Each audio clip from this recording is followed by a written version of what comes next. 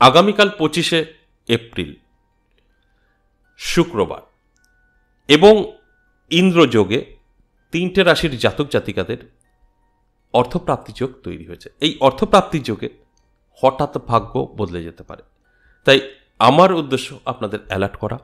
আর এই অর্থপ্রাপ্তি যোগ সেটা আমি লটারি বলে বোঝানোর চেষ্টা করি। লটারি থেকেও কিন্তু আপনার ভাগ্য বদলাতে পারে, যে কথাটা আমি বলি তার কারণটাও আমি কিন্তু বোঝানোর চেষ্টা করব। তবে একটা কথাই বলবো যে এই অর্থপ্রাপ্তি যোগ নিয়ে বহু লোক ভুলভাবে এটাকে দেখছে এবং তার জীবনে অ্যাপ্লাই করছে, সেখানে কিন্তু লস হচ্ছে। আপনাকে আগে জানতে হবে অর্থপ্রাপ্তি যোগ কীভাবে তৈরি হয়, সেই দিকগুলো আপনার সঠিক আছে তো, এটা আপনার জানার অধিকার অবশ্যই আছে, তা না হলে আপনি পিছিয়ে থাকবেন। এবং অর্থপ্রাপ্তি যোগ আমি লটারি কেন বলি সেটাও আমি বোঝানোর চেষ্টা করব।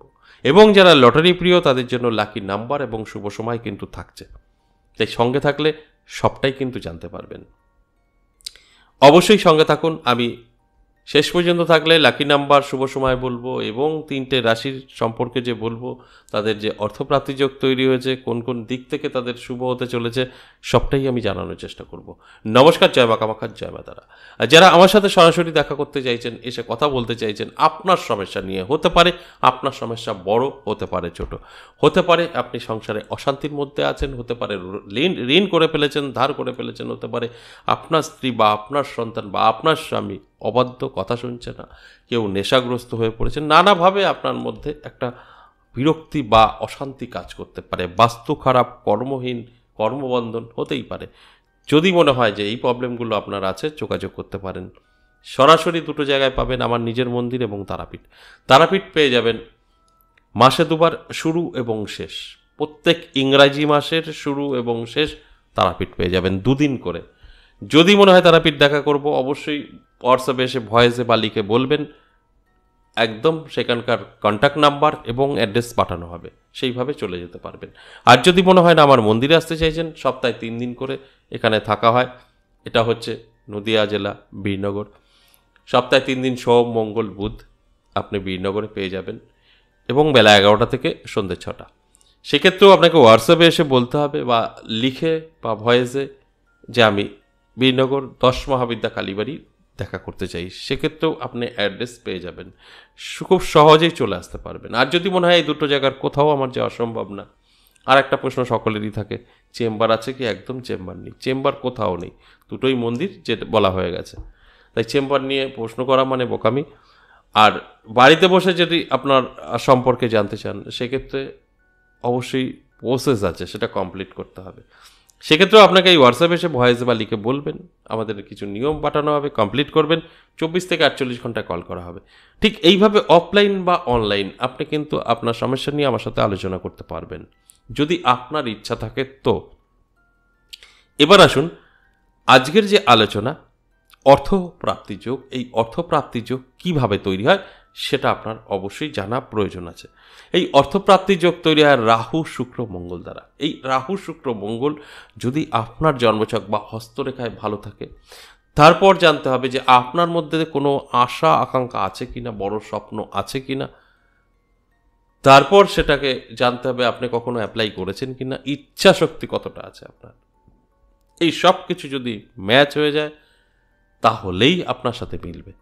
অনেক সময় দেখা যায় যে সবই ঠিকঠাক আছে, কিন্তু সেই ব্যক্তির চাহিদা নেই। রাশি আছে, রাশি মিলে গেছে, আমি বলেছি সব মিলে গেছে, কিন্তু আপনার চাহিদা নেই। ও ভাত বা খাদ্য যা পাবেন খাচ্ছেন, না পেলে উপোস থাকছেন, ইচ্ছা নেই, চেষ্টা নেই। এরকম বহু জাতক জাতিকা আছেন, তাদের ক্ষেত্রে কিন্তু এইসব মিলবে না। যাদের জ্বালা আছে শরীরে, বড় হতে হবে, স্বপ্ন আছে, তাদের সাথে মিলবে যদি গ্রহ সাপোর্ট করে। তাহলে এই গ্রহ আপনার ভালো থাকতে হবে, যেটা বললাম। এবার 12টি রাশির যদি মনে করেন প্রত্যেকের ভালো থাকে, এটা সম্পূর্ণ ভুল। তাহলে পৃথিবী চলবে না, দেশ চলবে না, কারণ প্রত্যেকে কোটিপতি হয়ে যাবে, কেউই কোনো রকম কাজ করবে না, শ্রমিক খুঁজে পাবেন না।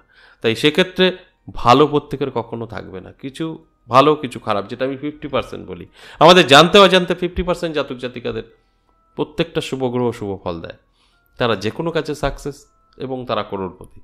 আর 50% জাতক জাতিকাদের যতই চেষ্টা করুক, আমাদের জানতে অজান্তে সমস্ত গ্রহ অশুভ, সেক্ষেত্রে কিন্তু তারা কখনোই চেষ্টা করেও সাকসেস পায় না।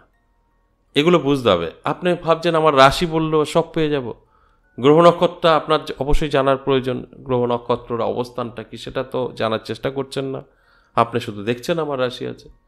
তাই সেখানে গিয়ে আপনি কিন্তু ভুল করে বসছেন।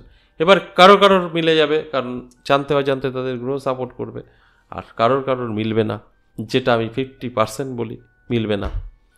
এটা আপনাকে কি করতে হবে, যে কোনো অ্যাস্ট্রোলজার বা আপনার যাকে ভালো লাগে বা আপনার পরিচিত যে আছে তার সাথে আপনি অবশ্যই আপনার জন্মছক বা হস্তরেখা বিচার বিশ্লেষণ করিয়ে নেবেন। সেখান থেকে আপনি সঠিক তথ্যটা জানতে পারবেন যে এই আলোচনা আপনার কতটা সফলতা এনে দেবে, সেটা আপনি জানতে পারবেন।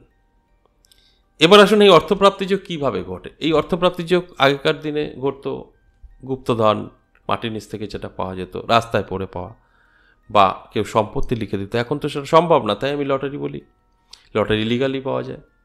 তাহলে আসুন এক এক করে সেই রাশিগুলো বলি, যে 3টে রাশিকে নিয়ে আজকের মূলত আলোচনা।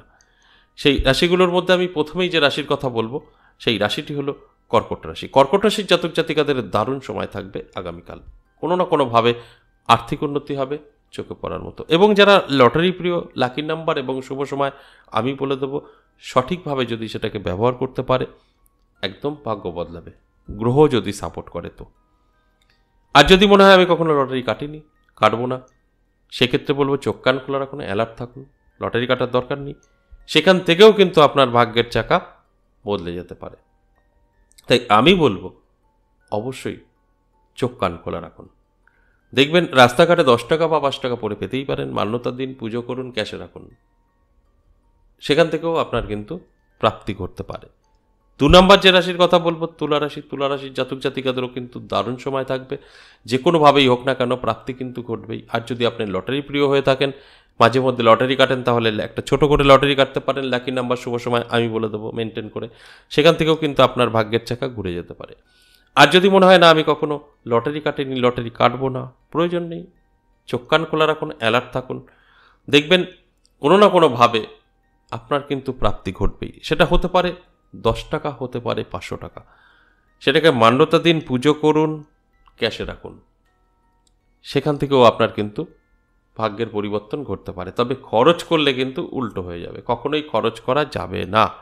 সর্বশেষ 3 নাম্বার যে রাশির কথা বলবো ধনুরাশি। ধনুরাশির জাতক জাতিকাদেরও কিন্তু যথেষ্ট পজিটিভ থাকছে, শুভ সময় থাকছে। আমি বলবো চোখ কান খোলা রাখুন, অ্যালার্ট থাকুন, কিছু না কিছু প্রাপ্তি আপনার ঘটবেই। আর যদি আপনি লটারি প্রিয় হয়ে থাকেন তাহলে ছোট করে একটি লটারি কাটতে পারেন, দেখবেন সেই লটারির আপনার কিন্তু ভাগ্য বদলে দিতে পারে। লাকি নাম্বার এবং শুভ সময় আমি কিন্তু বলে দেবো।